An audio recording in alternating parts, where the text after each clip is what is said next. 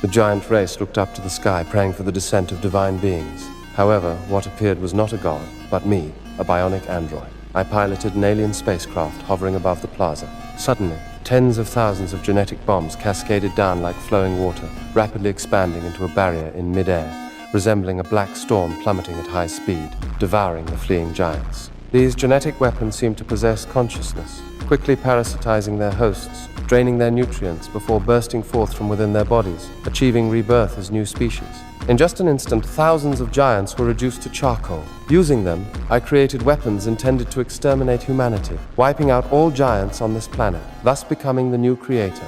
Afterwards, to cultivate more perfect life forms, I did not hesitate to use the black liquid from the genetic weapons to crossbreed with various organisms. However, the new species that were conceived were never perfect enough, until 10 years later, humans piloted the colonial ship Covenant and accidentally entered this mysterious planet.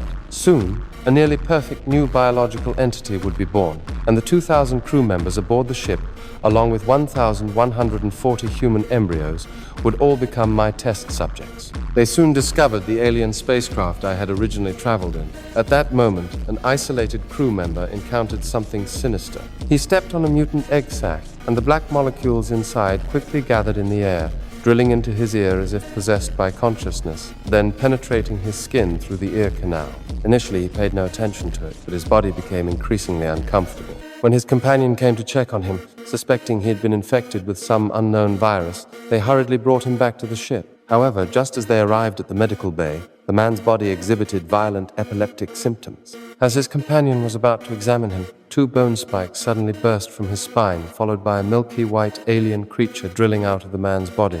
The terrified companion beside him was about to grab a knife for self-defense when the alien claimed his life. By the time other crew members arrived, it was too late. Worse still, in the panic, a woman accidentally shot the ship's fuel tank. Flames erupted instantly, and the cunning alien quickly escaped. The other members who arrived later could only watch helplessly as their teammates perished in the inferno. They thought this was the end of the disaster, but little did they know that something even more terrifying awaited them. Another infected teammate also began convulsing on the ground.